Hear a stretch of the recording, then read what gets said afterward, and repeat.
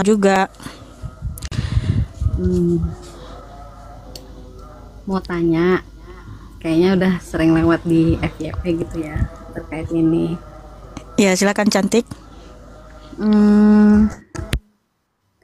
Kemarin kan pernah ada bahas tuh siapa namanya, mohon maaf, Yesus kan bilangnya disalib gitu ya kak ya.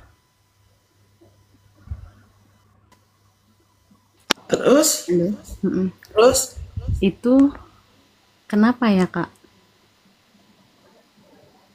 Oh, kenapa beliau Yesus disalib? Jadi Yesus disalib karena dia mengasihi manusia, ya. Yesus disalib, dia mencurahkan darahnya untuk mengampuni dan menyelamatkan manusia. Karena ketika Tuhan yang benar melihat umatnya akan binasa karena dosa, dia tidak akan tinggal diam karena dia tidak mencintai dengan setengah-setengah. Ya, lu kenapa kak nggak diampunin aja kak? Karena Tuhan yang benar tidak bisa dirayu-rayu, tidak bisa disogok dengan amal apalagi sedekah. Tuhan yang benar ketika berfirman itu akan jadi, tidak dibatalkan, tidak ditarik kembali. Ketika dia menetapkan suatu hukuman, kalau kamu melanggar, kamu mati. Kalau kamu melanggar, kamu berdosa. Kalau kamu melanggar, kamu berdosa dan upah dosa ialah maut. Maka itu jadi. Ketika Adam dan Hawa di Kejadian 2 ayat 17 melanggar perintah Tuhan, hukumannya apa? Mati. Itu Kejadian 2 ayat 17. Kalau kamu sungguh-sungguh belajar, kamu catat sedikit. Ya. Sesungguhnya tentang buah pengetahuan yang baik dan yang jahat jangan kamu makan. Kalau kamu makan tentulah engkau mati. Kalau Tuhan sudah berkata dari mulutnya, berfirman, menetapkan hukuman, demikian, maka jadi. Tidak bisa dibatalkan. Manusia harus mati, harus menerima konsekuensi kematian akibat dosa, binasa di neraka. Di dalam Roma 6, ya ayat 23 dikatakan juga apa? Upah dosa ialah maut. Berdosa artinya masuk ke jurang maut, masuk ke neraka.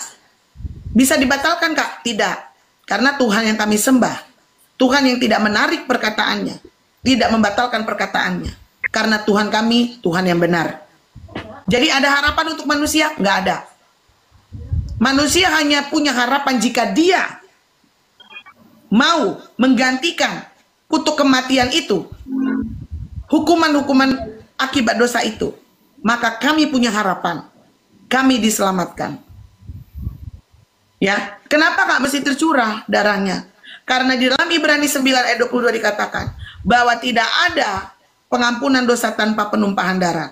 Makanya bangsa Israel, bangsa Yahudi selalu melakukan kurban hewan. Kalau kamu mau tahu sejarah kurban hewan, kamu belajar lagi. Siapa, bangsa mana yang duluan melakukan? Untuk apa dilakukan? Untuk dibagi-bagi dimakan-makan kah? Tidak. Kurban hewan yang dilakukan oleh bangsa Yahudi adalah untuk penebusan salah, pengampunan, agar mereka diampuni, agar mereka tidak mati.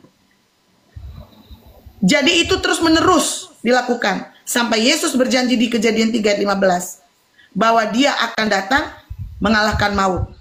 Keturunan perempuan ini, kamu buka nanti di Kejadian 15 akan meremukkan, ya, si ular iblis itu, ya. Jadi itulah janji yang Tuhan harus penuhi karena dia Tuhan yang benar. Kemudian darah Yesus yang tercurah di kayu salib itulah darah yang tertumpah untuk menebus, menyelamatkan manusia sekali untuk selamanya. Makanya dia berkata dalam Yohanes 3 ayat 16, ya, karena begitu besar kasih Allah akan dunia ini sehingga ia telah mengaruniakan anak yang tunggal supaya setiap orang yang percaya kepadanya tidak binasa. Setiap orang, ya, melainkan beroleh hidup yang kekal jika kita percaya kepadanya. Nah, kalau kamu tanya kepada kami, jadi kalau seandainya Tuhan nggak tersalib, kalian kemana? Ke neraka. Karena Tuhan tidak bisa dirayu-rayu, tidak bisa digoda-goda. Ketika dia menetapkan suatu hukuman jelas dan detail dan harus terlaksana. Begitu sayang. Karena Tuhan tidak mencintai dengan setengah-setengah. Tuhan mencintai dengan total dan serius kepada kita semua. Begitu. Silakan. Jadi Ya, sangat jelas.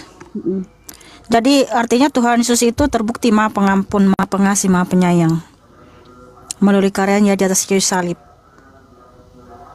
dengan wujud sebagai manusia gitu kak ya. Iya, karena yang diselamatkan kan manusia.